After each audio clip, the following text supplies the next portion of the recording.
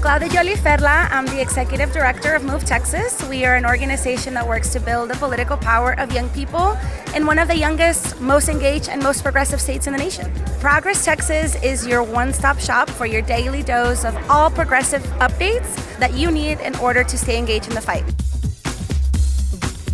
It's Monday, April 21st, 2025, and this is the Progress Texas Daily Dispatch. Rapid response on the breaking news stories Texas progressives need to know. I'm Chris Mosier. Parallels as the new week begins in regard to executive overreach between our state government and the federal government at a moment when private school vouchers have been rammed through by our governor here in Texas, and folks on both sides of the political divide are beginning to wake up to the idea that, due process might not be such a bad thing after all. We start at the federal level this morning. A CBS News Associated Press report says a group of undocumented ICE detainees being held at the Bluebonnet Detention Center in Anson, Texas, that's just north of Abilene, were slated to be the next to be shipped into a brutal life sentence at the Seacot prison in El Salvador until Saturday's wee hours ruling by the U.S. Supreme Court blocked it, and any other further deportations by the Trump regime in reaction to an emergency appeal from the American Civil Liberties Union, who had warned that removals were set to resume even as federal officials had not complied with SCOTUS's earlier ruling that those removals could only happen if those about to be removed had been given a chance to argue their cases in court with a reasonable time allowed to do so. Now, before we get too excited about what appears to be a win for due process, we must note that SCOTUS was only involved here because two federal judges and the Fifth U.S. Court of Appeals all refused pleas to intervene and back up SCOTUS's original ruling, which had resulted in orders from federal judges in places like New York, Colorado, and southern Texas for immigration officials in those jurisdictions to obey, but not in North Texas, where the current group of detainees are being held. At this point, the idea of the necessity of due process is beginning to percolate through the American media, again, as something that we might consider protecting, in case we ourselves might at some point need it. Even Joe Rogan appears to be on board here. Another example of one powerful guy running over everyone in his way to get what he wants, Governor Greg Abbott and his relentless, unwavering determination to secure what amount to taxpayer-funded discounts on private school tuition for rich Texas families, is seeing growing public scrutiny even as that legislation rounds the last curve before it hits his desk.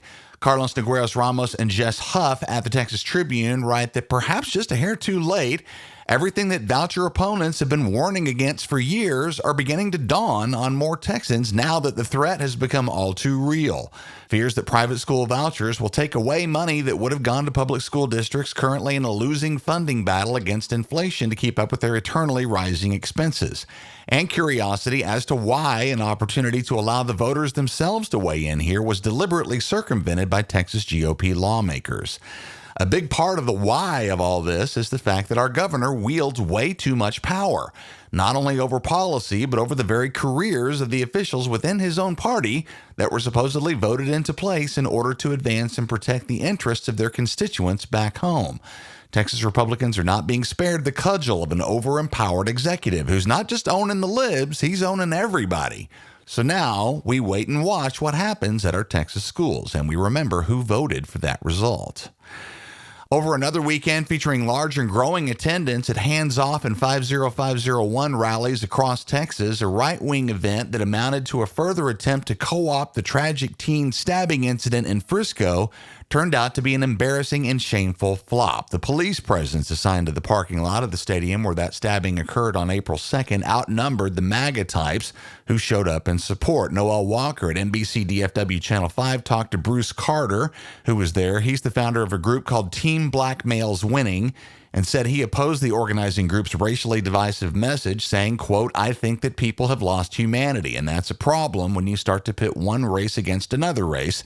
If you're not careful, you set this country back 100 years, unquote. Chase Rogers and Marcelo Rodriguez at the Dallas Morning News say that Carter put the father of the stabbing victim, Jeff Metcalf, on the speaker of his phone, where he addressed the protest organizers with unmistakable contempt, saying, quote, "You're trying to create more race divide than bridging the gap. I do not condone anything that you do," unquote. Attempts by right-wing agitators to inflame opinions around this incident have met with widespread success, actually, but it's notable that the father of the victim himself has been going to great lengths to stop this reprehensible use of his son's image and story in the production of disinformation intended to create racial tension. 2 Texas families are irreparably and permanently harmed here, and that's tragedy enough. An update from Lubbock on the West Texas measles outbreak. Mateo Rosilas at the Lubbock Avalanche Journal writes that as the state's case count closes in on 600, the Texas Department of State Health Services has expanded the official designated outbreak zone to include Lubbock County, which changes vaccination recommendations for both kids and adults in that city of over 250,000 people. Babies 6 to 11 months should now be given an early MMR vaccine dose, a second after 1 year, and a third between 4 and 6 years. Unvaccinated people over 1 year old should be given 2 MMR doses 4 weeks apart, starting as soon as possible. And adults born between 1957 and 1968 should have their vaccinations updated as well. This applies to everyone in Lubbock, Cochran, Dallam, Dawson, Gaines, Garza, Lynn, Lamar, Terry, and Yoakum counties. In Texas, compared to our major metros, we tend to think of cities like Lubbock with about 250,000 people as being small cities, but these are actually significant metros. Orlando, Buffalo, and Madison, Wisconsin are all about the same size. The West Texas measles outbreak is no longer happening out in the country. It now directly includes a significant American city.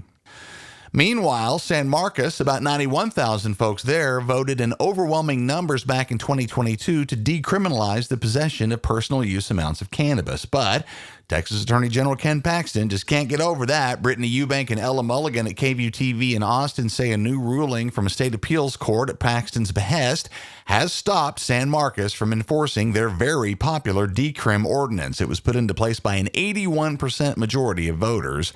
The state's efforts were dismissed last summer, but Paxton has appealed, and the 15th Court of Appeals has agreed to revive the case, which stops the ordinance for now. Ground Game Texas, who helped organize the initiative and have supported it since, issued a statement reading in part, quote, "This ruling is proof that the state isn't working to make communities safer.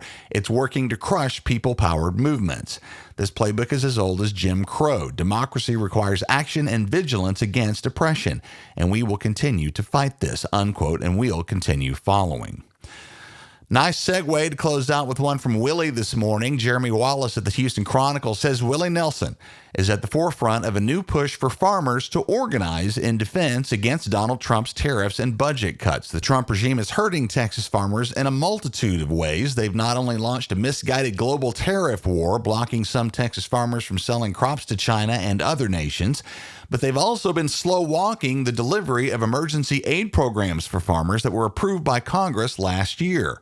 Data from the U.S. Trade Representative's Office shows that Texas farmers are particularly vulnerable to retaliatory tariffs on agriculture, as the 6th biggest agricultural export state, led by $3.3 billion in annual cotton exports. More than half of our nation's cotton yield is grown right here in Texas, a big chunk of that up around the aforementioned Lubbock area. Willie wants Texas farmers to organize and band together to resist the undermining of their livelihoods and their very way of life, which is going to require some reflection on who they voted for last fall in a lot of cases. Willie's doing shows in Austin, DFW, and the Houston area over the upcoming July 4th weekend with Bob Dylan, the Avett Brothers, the Mavericks, and more. And there's no place like a Willie show to connect with fellow Texans of all kinds. Highly recommended. San Antonio and Austin friends, Progress Texas is proud to welcome San Antonio Mayor Ron Nirenberg as our guest for a live podcast taping at our Party for Progress coming up on Tuesday, May the 6th, and you're invited. We look forward to a long overdue visit to Alamo City. Again, mark that date, Tuesday, May 6th, live pod taping with Mayor Ron Nirenberg and good fun with you in San Antonio. See the show notes and get your tickets right now. Thanks very much to Austin Kaplan and the Kaplan Law Firm, Nicolette Ardientes, Shannon Hernseer, Will Judy, Tracy Miller, Julianne Reeves, and more for their generous support of our San Antonio Party for Progress. Our mission to Progress Texas is to counter the conservative disinformation machine, but they far outmatch us in funding. Oil and tech billionaires and religious right-wing activist groups spend a lot of money keeping their audiences in the dark. If you've come to appreciate the light that we shine on important political news in Texas on a daily, ongoing basis, please know that our regular everyday listeners form a key component of our funding, and if that's you, we could use your support as a monthly contributor, and no amount is too small. Go to progresstexas.org/donate. Thanks to Glenda Rogers, Shannon White, Walton, and Roxanne Boyd, all of whom are on the team. We appreciate all of y'all. That's the Progress Texas Daily Dispatch for this Monday, April 21st, 2025. Links to all these original stories can be found in our show notes. Progress Texas is a nonprofit rapid response media organization promoting progressive messages and actions. While campaigns come and go, we're the permanent home for progressive media and action in the Lone Star State. I'm Chris Mosier. Thanks so much for listening. Have a great day and a great week. We'll see you again tomorrow morning.